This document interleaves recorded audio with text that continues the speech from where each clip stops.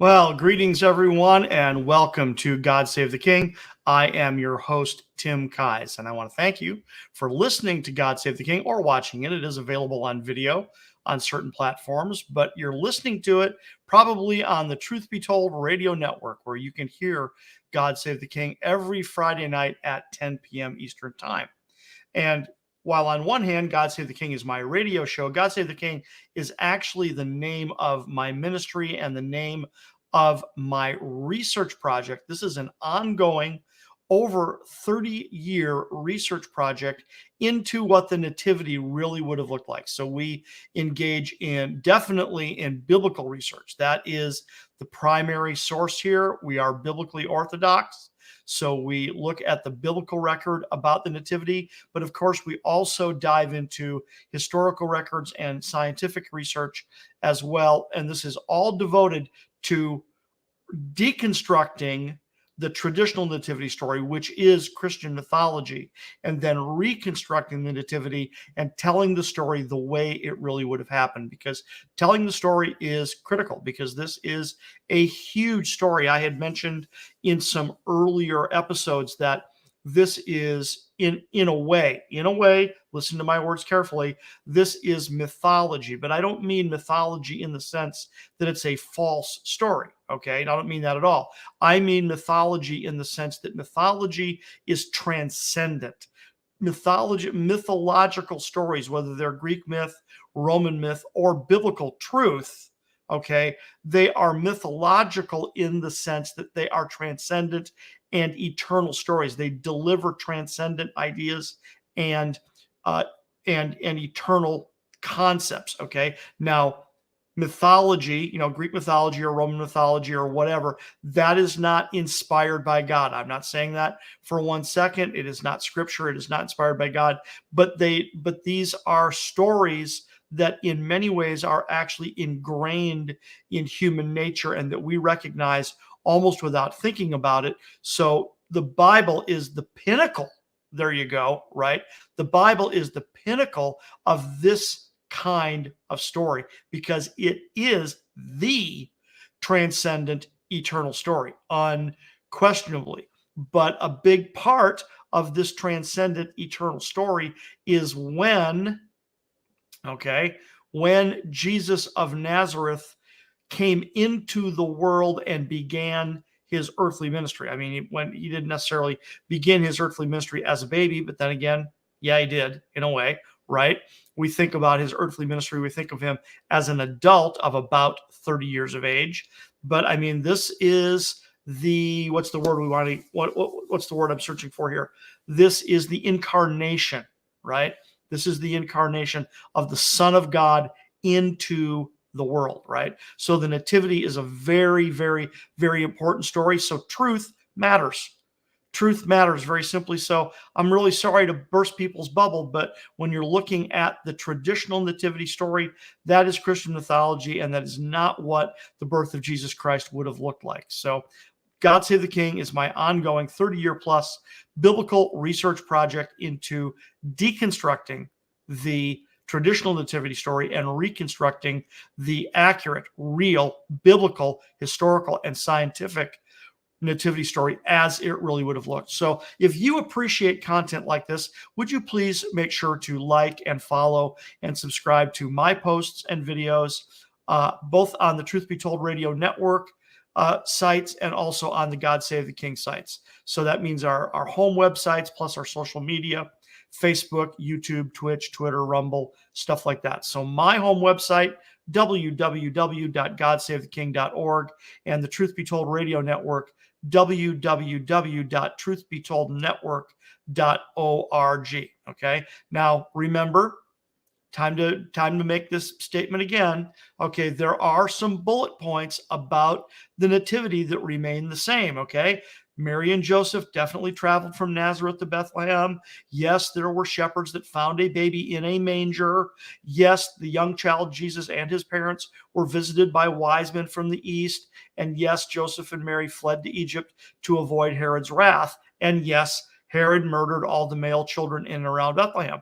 But Joseph and Mary's journey from Nazareth to Bethlehem was not necessarily all that hazardous, right? And they probably didn't travel alone. That's not likely that that's how that happened. There's no donkey mentioned in the biblical record, and the likelihood that Mary rode a donkey, it's hard to say. 50-50. I actually believe that Mary and Joseph traveled to Bethlehem much earlier in her pregnancy than the traditional nativity story tends to indicate. So that means she actually could have ridden on a donkey, whereas according to the traditional nativity story, she rode a donkey while not only pregnant, but frankly in labor. So that's a little bit on the ridiculous side. But I happen to think that they actually traveled to Bethlehem when Mary was no more than about 4 months pregnant. So given that understanding, it is possible she could have ridden the donkey, but then again, it's also more than likely that she just walked or that she rode in a cart. Those are every bit as likely a possibility as riding a donkey. But there's no donkey mentioned in the biblical record. And that goes right to the heart of the matter, which is, are we reading the biblical record carefully, or are we giving into the curse of familiarity? Because oftentimes we have to rescue truth from familiarity. There's also no innkeeper mentioned in the Bible, right? Now, if there were an innkeeper would be a reasonable projection or reasonable conjecture, right? But there actually is no inn mentioned either. We now know that the better translation of the Greek word kataluma should be guest room. There was no room in the guest room where Joseph and Mary were staying. Also, we know he was laid in a manger, but according to Judean architecture, you don't find a manger in a stable. You find a manger in the living room of a Judean home. I know that sounds odd. We'll talk about that in more detail in a different episode. And then, of course, although the young child was visited by wise men, there weren't only 3 of them, and they weren't kings, and they didn't arrive on the night of Jesus' birth, but over 1 year later. And that's where we're going to take up today or tonight with where we left off last time, because we have been starting to talk about what I refer to as the Parthian Chronicle. I divide God Save the King into 3 major sections. Number 1 is the Judean Chronicle. So that is Joseph and Mary, their extended family, and then also the Judean governmental figures at that time, which it's not really the Hasmoneans anymore. It's Herod as an extension of the Hasmoneans, but we definitely want to lay the groundwork talking about the Hasmonean, the house of Hasmon, the Maccabees. That's critical in our story. It's critical to understanding who Herod is and how he figures into the story. But that's the Judean Chronicle. Then you have the Parthian Chronicle. The Parthian Chronicle is everything that happened to the east. The wise men, the Magi, the Parthian Empire, which at this point in time is an enemy of the Roman Empire, which is to the west. And then, of course, that's the 3rd Chronicle, which is the Roman Chronicle. I actually include Herod as part of the Roman Chronicle because he was a Roman client king. But then we also understand the Roman Chronicle is, we factor in Julius and Augustus Caesar, Mark Antony, Cleopatra, all of the players on the Roman side of the story. But we are squarely in the Parthian Chronicle right now, which is funny because I didn't know this. When I originally grabbed onto those labels, Judean, Parthian, and Roman Chronicle, I was unaware that, because this was years ago, this was many years ago that I grabbed onto those labels. I was unaware of the fact that ancient Mesopotamian literature is called chronicles. It's so, which isn't too big of a shock. Lots of historical literature are called chronicles, but ancient Mesopotamian literature in particular is often called a chronicle. So anyway, we've been talking about the Parthian Chronicle. We've been talking about the history of the Magi. We've been talking about biblical archaeoastronomy. And I pretty much just kind of want to take up where we left off last time, because last time we talked extensively about the Assyrian Empire. And the Assyrian Empire was the empire that dominated Upper Mesopotamia from like the 14th century BC until the late 7th century BC, when they were conquered by the Babylonians.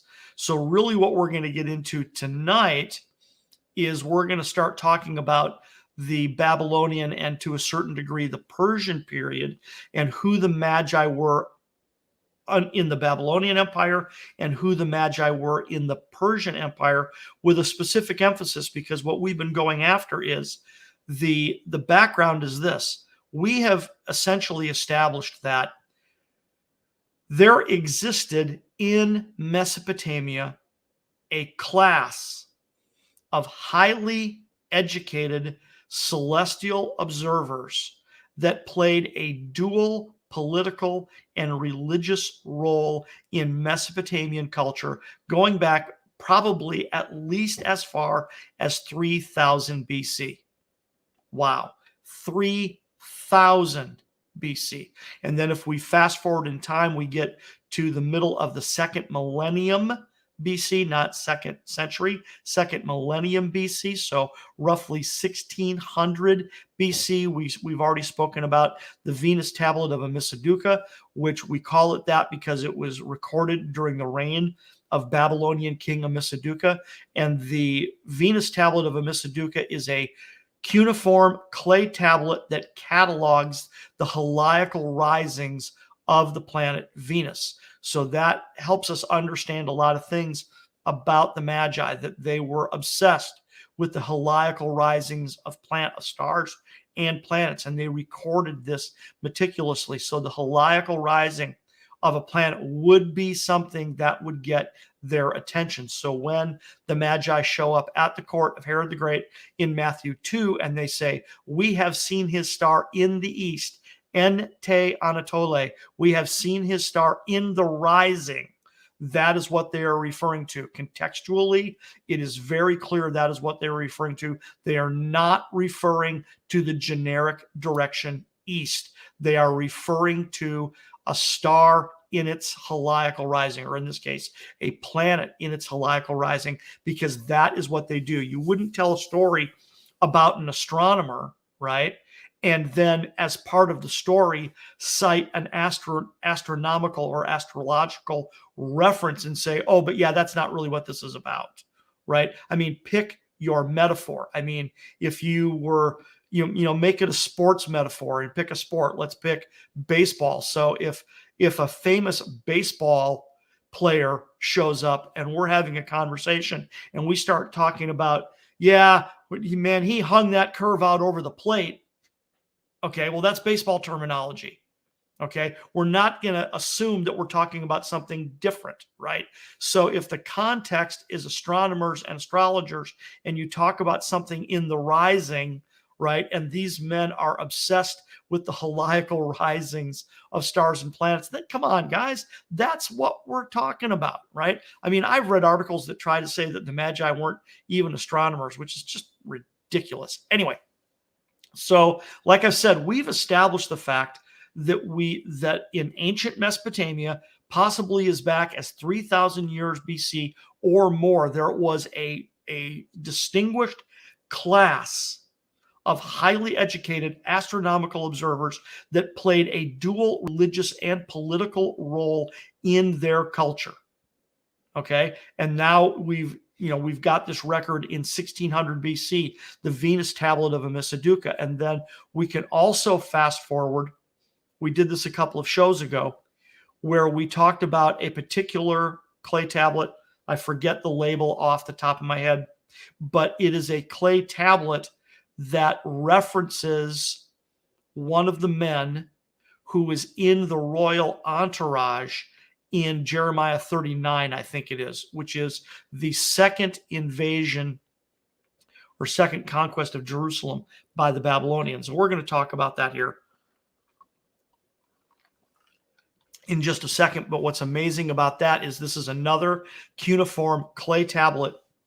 And because it is an independent record of one of the officials that was in the middle gate during the second conquest of Jerusalem, that verifies Jeremiah 39. And in Jeremiah 39, we also read about the chief of the Magi. And this appears to be about the time. This appears to be about the time that the label Magi started to be used to refer to this classification of celestial observer. It also appears to go back to the Magians, okay, who were one tribe among the Medes, who are referred to by Herodotus. The historian Herodotus mentions the Magians, as one tribe among the Medes. And then what appears to have happened, we're not precisely sure, but this is how history how history works, is we go with the best information we have, and then we have to try to fill in the blanks, so to speak, but we don't want to fill in the blanks with speculation. We want to fill in the blanks trying to follow where the evidence leads us. So we have this suggestion that the name Magian came from one tribe among the Medes. That makes sense. There's no reason to really reject that. Now, if we get additional information, additional evidence that tells us otherwise, then we'll rethink it. But for the moment, that appears to make sense. And then from the records that we do have that start to refer to this classification of celestial observer as the Magi, okay, well, this appears to be during the Babylonian and then the Persian period is when this appears to have happened. So let's take up where we left off here. This is the historical background of the Magi, right? So we mentioned briefly the Battle of Carchemish last time. So after defeating the Egyptians and the Assyrians at the Battle of Carchemish and learning of his father's death, Nebuchadnezzar, right? There's the biblical name we all know. Nebuchadnezzar returned to Babylon to claim his throne and to rule his domain. But on the way home, he decided to take a little bit of a detour and just by the way, let's conquer Jerusalem, because there's this priceless golden temple that he can take as a trophy. So in August of 605 BC, Nebuchadnezzar laid siege to Jerusalem for the first time. This is the first siege of Jerusalem, and he took about 10,000 Jewish royalty and nobility and other influential citizens hostage to ensure the loyalty of the vassal king Jehoiakim. Okay, so the first wave of hostages included Daniel, Hananiah, Mishael, and Azariah. Okay, now we tend to say Daniel and then Shadrach, Meshach, and Abednego, but this is their Hebrew names: Daniel, Hananiah, Mishael, and Azariah. Okay, so and this starts a period that we refer to as, the Babylonian captivity, right? So now false prophets put Jehoiakim on an ego trip, frankly, right, to rebel against Nebuchadnezzar, claiming that God is on our side, right? Jeremiah, however, prophesied that this was the hand of God and that rebellion would bring the destruction of Jerusalem, right? But Jehoiakim listened to the false prophets and rebelled against Nebuchadnezzar, which brought the second siege, right? The second siege of Jerusalem in 597. I think I actually misspoke earlier. The second siege would have been in about 597 BCE. And an additional 10,000 citizens were deported, including Jehoiakim himself, and Ezekiel would have been taken in that captivity as well. And Jehoiachin's uncle Mattaniah was installed as the vassal king by Nebuchadnezzar, and his name was changed to Zedekiah.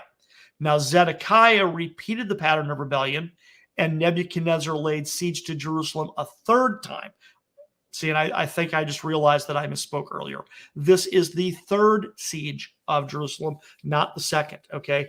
Laid siege to Jerusalem a third time between 588 and 586 BC, and this time the city was destroyed, the temple burned, right? And the bulk of the southern kingdom was taken captive. Now, quickly remember, the northern kingdom is already in captivity, okay? Over 100 years earlier is when the Assyrian Empire swooped in, destroyed the northern kingdom, and took the bulk of the entire kingdom into captivity, because that is what Assyrian foreign policy was you took your captives from one region and you moved them to another region of the empire, and then you took captives from a different region and you moved them into the region you just conquered, right? So what you do is you dilute and you dissimulate the local identity so they have less inclination to rebel, okay? So that had happened to the northern kingdom over 100 years earlier. So now the southern kingdom goes into captivity as well. There were more Judeans that remained behind. The northern kingdom was significantly depopulated. Just enormously depopulated. The southern kingdom was not entirely depopulated, but a big chunk of the people were taken captive, but a larger number were able to remain behind, but not in an established manner. They were very definitely nomadic at that point, right? So now, why is this important? Why is it important that we understand this? Well, this is because the Bible, in many ways, is a tale of two cities, right? One city is Jerusalem, the city of God. The other city is Babylon. And Babylon represents the city of man, right? Now, not necessarily the city of the devil or Satan, not necessarily, right? It's really the city of man, because the Bible is often widely misunderstood in this way. Yes, the Bible is a record of this struggle between the one true God and his arch nemesis, Satan, Lucifer, the devil. It is that. Don't get me wrong. It is that. But in many ways, it is less a record of that warfare than it is the warfare between God and humanity, right? Because humanity resists God and tries to replace him, frankly, with ourself, which is de facto satanic worship, but we're the problem. So Babylon scripturally is symbolic of the city of man, right? But now, directly for our purposes, the Babylonian captivity establishes a large Jewish population outside the promised land. That's what makes this so interesting. You go all the way back to the Abrahamic covenant, and you've got this promised land, right? And then, Abraham shows up, and then he has problems of his own and for the famine, and goes to Egypt, and then he comes back, and then he has, Isaac, and then Isaac has Jacob, and then Jacob has to take off, and then Jacob comes back to the land, and then Jacob, of course, has his sons. And we know about Joseph, gets sold into slavery, and then goes through his whole ordeal in Egypt, where he winds up being prime minister. But then, lo and behold, due to another famine in the land, Jacob sends his other sons to Egypt to buy food, where they interact with Joseph, first unknowingly and then later knowingly. And then Joseph brings the entire family into Egypt, right? They go in as a family. Later on, they come out as a nation under Moses. They go back, they wander in the wilderness. Eventually, under Joshua, they enter into the promised land. Then you go through the period of the judges. And then finally, you get to the installation of the kings, right? The period of the kings, starting with Saul and then David and then Solomon. But then, after Solomon, you get the divided kingdom, and then eventually you get the Assyrian and Babylonian captivity. So it's this amazing, amazing story of this promise of God that you will inherit this land. But man, it is just this back and forth, up and down, sideways story about can they occupy the land? Can they hold on to it? God has promised it to them, and apparently he's given it to them, right? But can they hold on to it? And they have a real problem doing this. And so now you have the Assyrian and then the Babylonian captivities. And this establishes, like I said, a large Jewish population outside the promised land. Okay. Now, this is very interesting because even though they were forced to live in this quote unquote alien land, the Jews were really permitted to do quite a lot by the Babylonians. They were permitted to enter into business life, they were permitted to intermarry, and most consequentially, they were allowed to pursue their religion relatively unimpeded. Okay. So this is really interesting because this teaches the Jews how to survive in dispersion from their homeland, which is a lesson that is going to come back again and again and again because it's going to introduce practices into their religion that help them survive outside the promised land, right? Now, the temple, of course, was this amazingly huge central feature to the practice of Judaism. So, how could Judaism possibly survive without it, right? How could Judaism possibly survive, with a sizable portion of the Jewish population living outside the promised land, right?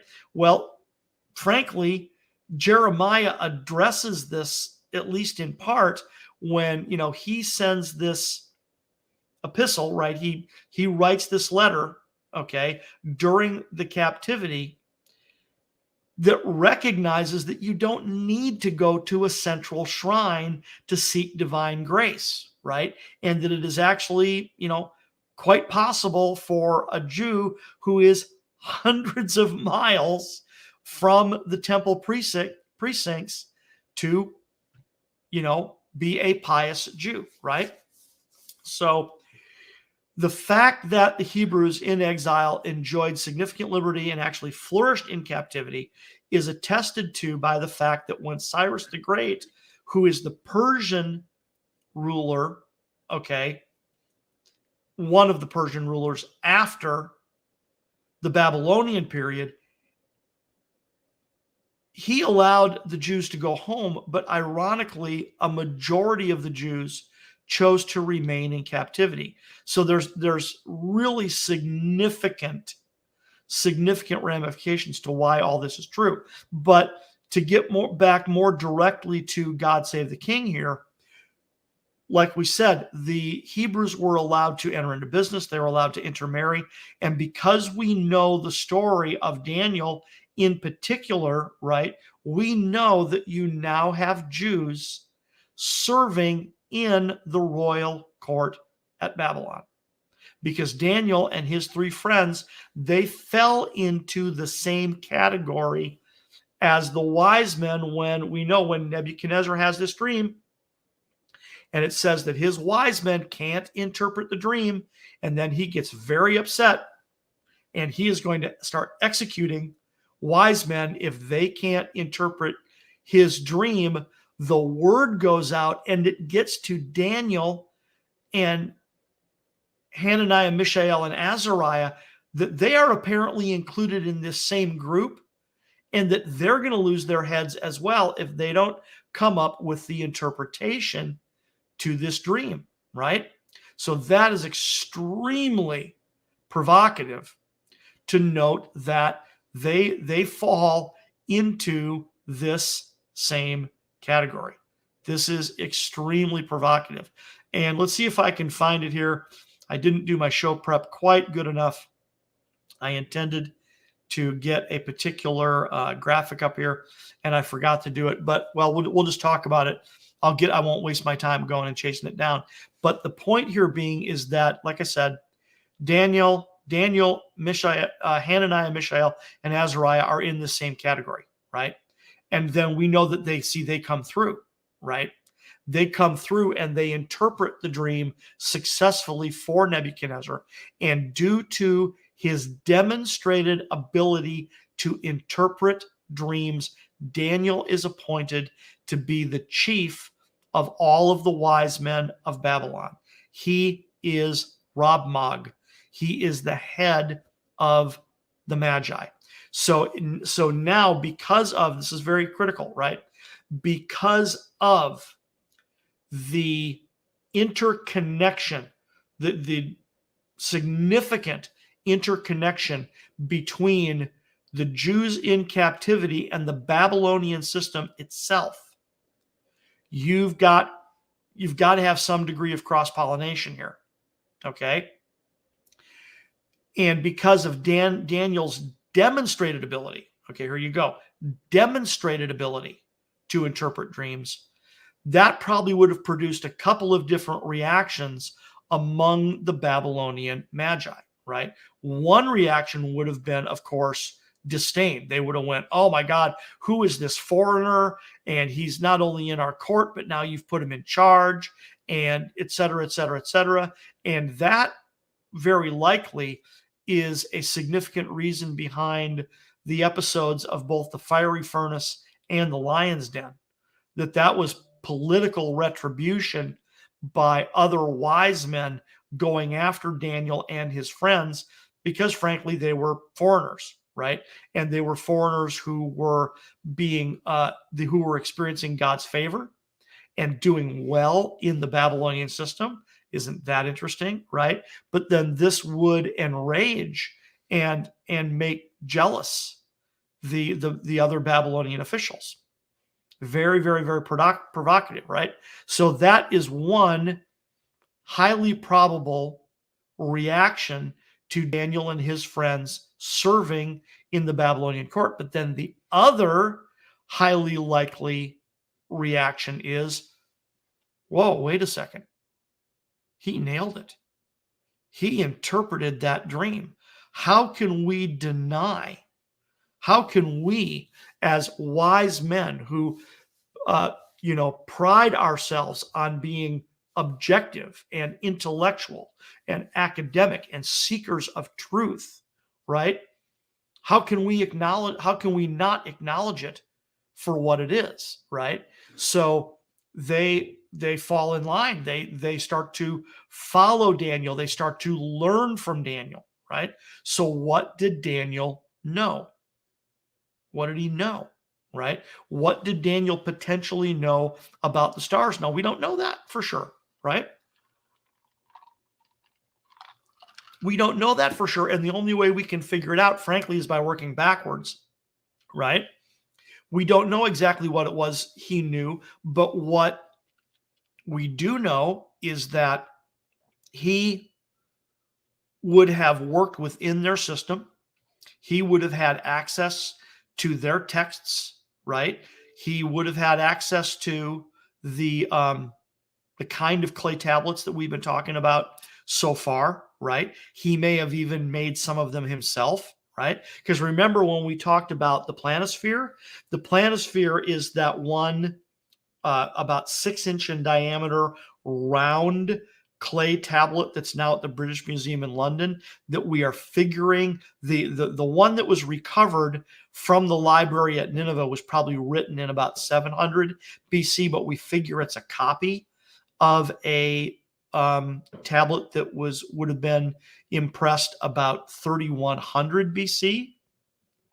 But you think about that, and I'm pretty sure I've got it up on my website. So www.godsavetheking.org, and you can search for it. If not, I'll find it again and I'll repost it again, because this is really cool. You can find it on YouTube if you just look up cuneiform clay tablet. Probably you'll find it, and it's an example of someone writing in cuneiform on a leather hard clay tablet, right? And it's a round tablet. It's really cool because who's ever holding it is holding it in the palm of their hand. And it's a round tablet, and they got this little triangular stylus, and they're going dunk, dunk, dunk, dunk, dunk, and they're putting these impressions and writing in cuneiform in this tablet, right? And this is what would have happened. This is how they would have recorded. See, and when we talked about the planisphere, the supposition here, the theory, the hypothesis is that these little round clay tablets like this that were big enough to hold in your hand, that these were the daily report, right? So if you were an observer, if you were a magi, and you would go outside at night, right? Either at sunset for the evening observation or at sunrise for the morning observation, or at any other time during the night when they would set a watch, when they would prescribe a recording, right? But you go out in the evening, you watch the sun go down, you're watching the stars come out, you're noting their locations. You've got an oil lamp or a candle there. You've got a leather hard clay tablet and a stylus, and you start going doink, doink, doink, doink, doink, and you're recording what's where, when, how, etc. And that's what a lot of these clay tablets were about, is that they were the daily record. Okay. Now it appears from what we know now that these daily records would be kept for a week or a couple of weeks and presumably transcribed onto a different tablet to create, for example, like the Venus tablet of a Mississauga. So now you have an entire catalog, right? And then they would use water and a rag or something equivalent to that, and they would frankly erase the tablet and re-wet it, and it would become leather hard again, and now you could use it again, right? So it was, pencil and paper, so to speak. But this appears to be what happened for the various observations. So it's really provocative to think that, like I said, not only would Daniel have had access to these, it's entirely possible Daniel did some of them himself, right? Made some of these recordings himself. And then once he understood that, okay, the Babylonians were, for example, were so big on the heliacal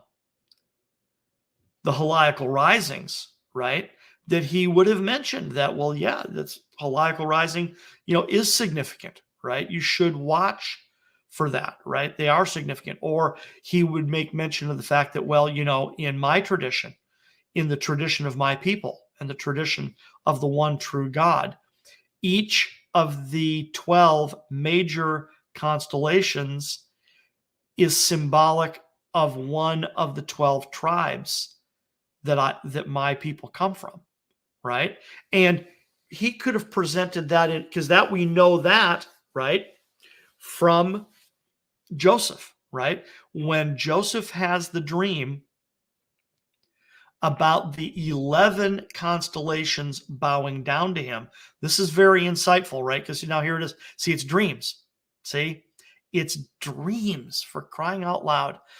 One of these days, I'll do probably a segment or two or three where all we talk about is dreams and how dreams occur in the Bible and what the Bible says about them, because it's right here in the story of the Magi.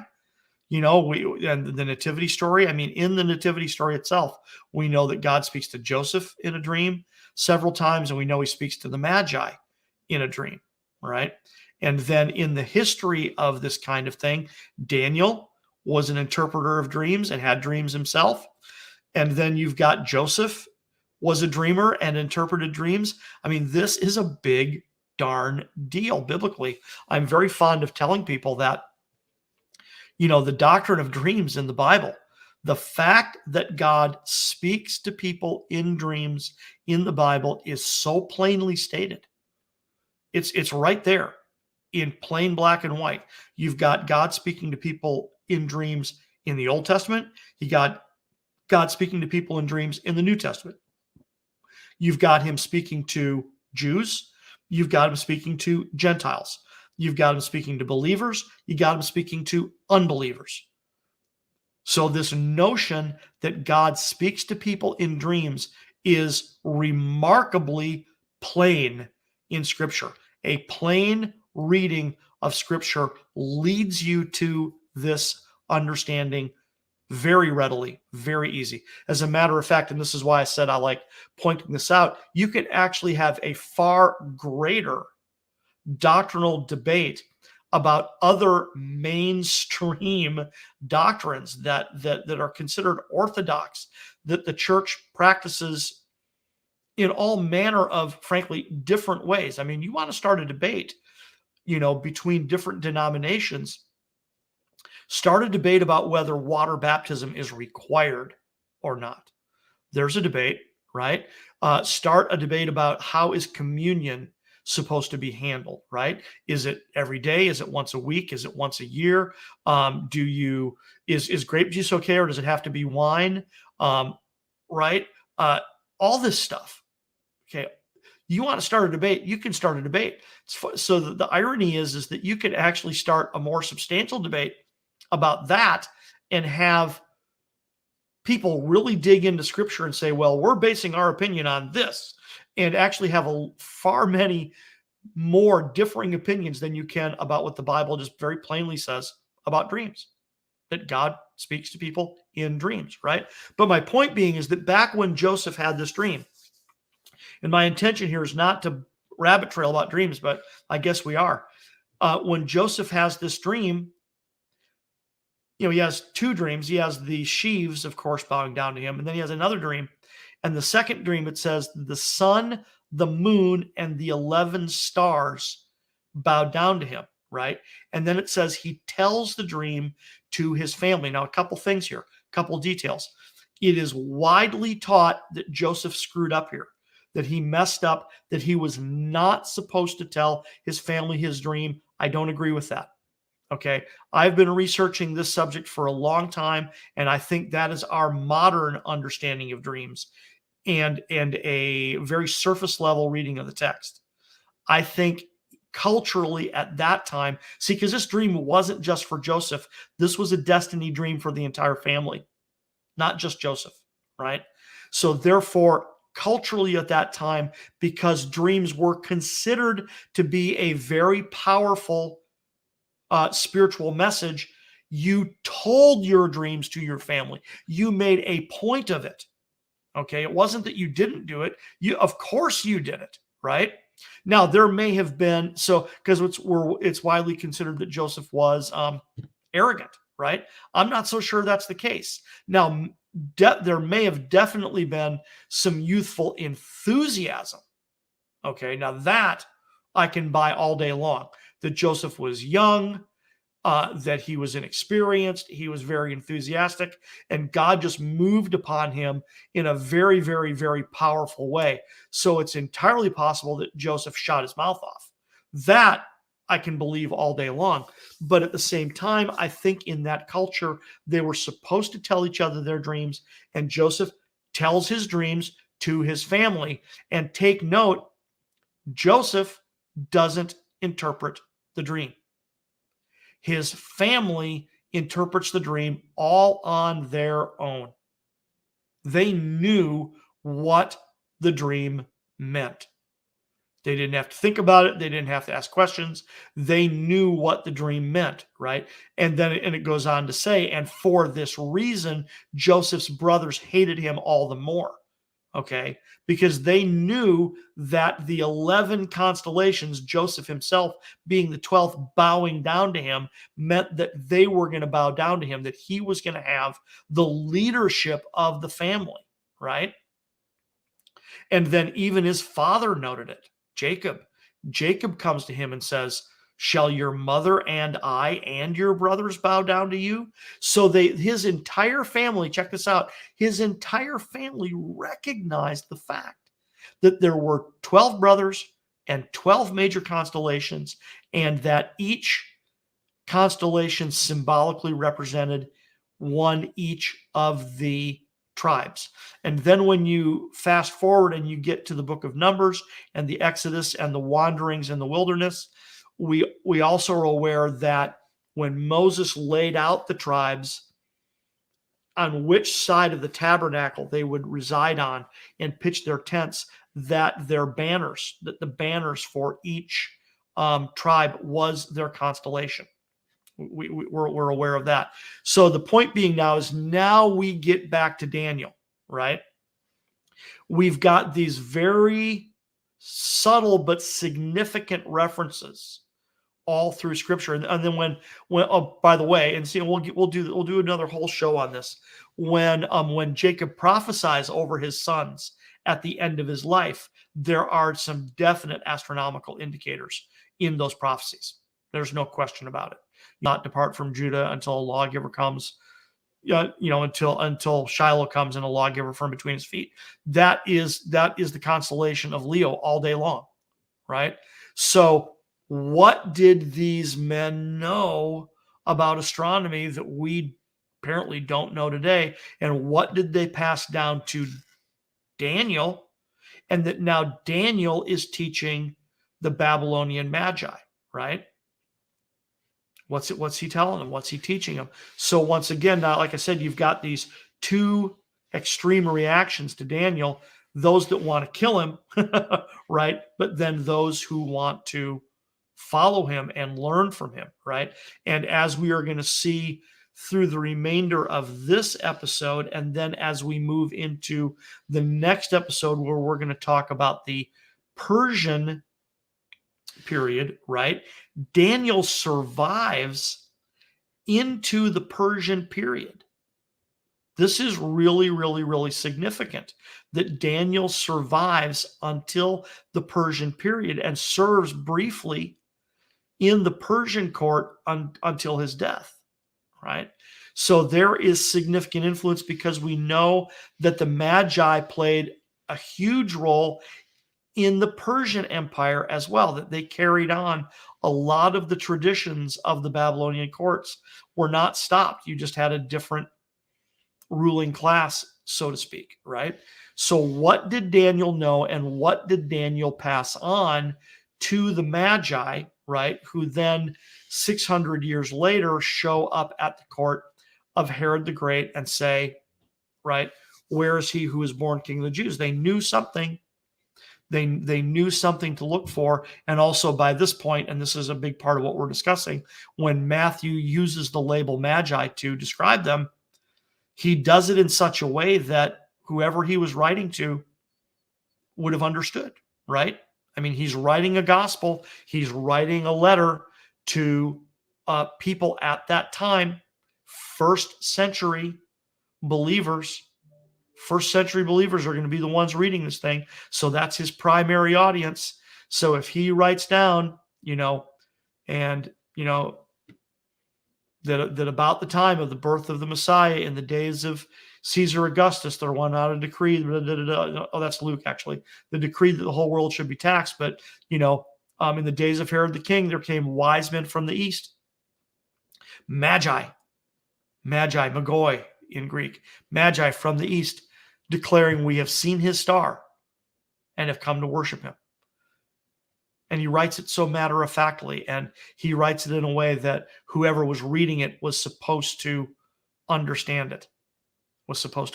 So really pretty stunning, because it appears that it is logical to conclude. It appears logical to conclude that there was, for lack of a better way of putting it, there was secret knowledge passed on, right? That whatever was known by the 12 sons of Jacob, that each of the constellations represented a tribe, right? And then the fact that their tribal standard under Moses and Joshua, and that when they went into the land, their tribal standard was their celestial sign, right? The fact that, we'll do this another show on this too, the fact that there are synagogues in Egypt with the Maseroth laid out in the floor in ceramic tile, right? The Maseroth is depicted there with the Hebrew names and all that stuff. Very, very, very provocative. And it's really important that we understand this. Now, we are able to reverse engineer some of this because of what we have today, because of us, modern Christians, quote unquote, but also modern Jews for that matter, because we have the New Testament, because we have computers, because we have a far greater understanding of how astronomy works. We are able to reverse engineer some of this. As we have talked about at length, I absolutely believe that Revelation 12:1 is the sign of the birth, of the actual birth date of Christ, right? And that by interpreting that, right, by interpreting that and understanding, okay, that the woman is the constellation Virgo, that the crown is the royal tribe of Judah, and therefore Leo, the lion, right? And that the moon, she's clothed with the sun. The moon is in the middle of her body, or pardon me, clothed with the sun. The sun is in the middle of her body. The moon is under her feet. That's very interesting as well, right? Where is the moon positioned exactly, right? And on her head is a crown of 12 stars. And that could mean, the naked eye observable stars of Leo plus 3 additional planets that point to a specific date, right? So it's not absolute, okay? There's probably still more that we can learn, but the evidence nonetheless does point us in that direction. So now when we have this kind of information, like I said, right? And especially when you look at the star names, when you look at the names of the stars, right? We talked about how the planet Jupiter in Hebrew is Tzedek, right? And then the planet Regulus. Now this is interesting because the planet the star. Please forgive me. I keep mixing that up there and tripping over my own tongue. The planet Jupiter is called Tzedek in Hebrew, right? Then the star Regulus, which incidentally is between the feet of Leo the lion, hence the reference in Genesis 49:10, right? Regulus is between his feet. Regulus is known as the king star. Therefore, in Hebrew, it would be known as Melech, right? So when you put Regulus and Jupiter together, you get Melchizedek. Now, that's not a coincidence. There's no way that's a coincidence. And when you research who Melchizedek was in the Old Testament, and that is confirmed to us in the New Covenant who Jesus is, that he is a priest forever after the order of Melchizedek, right? Then you have to wonder, what did Daniel know and what did Daniel tell the Magi, right? Did he tell them, we're not just looking for the king of Judea, we're looking for an eternal king, a king forever after the order of Melchizedek, and the sign that you will see. Now I'm just conjecturing this. Did he tell them that the sign that they would see would be the sign that would say Melchizedek in the royal constellation? So in other words, was he indicating that they would see the king star and the king planet in conjunction in Leo, and they would see it as part of a heliacal rising, because that was something that they were used to seeing? Did he tell them, when you see the heliacal rising of the sun, right? And Tzedek, the Hebrew word Tzedek, Jupiter, okay, Mulbabar in Babylonian, is hiding behind the sun, which that is a symbol of death and resurrection, by the way, because the planet goes behind the sun where you can't see it, and then when it pops out from the sun, that's the rebirth, that's the resurrection, right? But the sun and Jupiter and Regulus are in conjunction during a heliacal rising in Leo. Is that what he told them to look for? Because that would all fit with Matthew chapter 2. We have seen his star in the rising, right? His star being Tzedek, the planet Jupiter, right? But in conjunction with Regulus and the sun in a heliacal rising. I think that's what it is. I think that's a fair understanding of what happened. Could have been something else, possibly. Is there more to learn? Likely, right? But is that a reasonable explanation? I think that's a very reasonable explanation of what it was the Magi saw that kicked off them paying even more attention, and that over the next year, they saw a highly condensed series of events involving Jupiter and Regulus in Leo over the next year. So that really wasn't where I intended to go tonight, but we went there anyway, so that's okay. As I sign off here, let's take just 1 minute to remind you that we really appreciate you listening to God Save the King on the Truth Be Told Radio Network every Friday night at 10 p.m. Eastern. There's lots of great ways that you can listen to TBTRN. You can, of course, go to their website and click on the big listen button. There are a variety of apps that you can use: the Android app, MyTuner app, Wi-Fi radio, TuneIn radio, and of course, Alexa, Google, and Apple home devices can be used to listen to the show as well. We are on some great podcast platforms now. We are on Amazon, we are on Audible, we are on Spotify, we're on Google, and we are thrilled about that. So please catch God Save the King on the Truth Be Told Radio Network and the other great shows on the Truth Be Told Radio Network as well. And last but not least, if you're low tech, use your phone, dial in 641-741-2866 or 717-567-4977 to listen to the Truth Be Told Radio Network. So thank you for joining us. My name is Tim Kai, signing off. God save the King.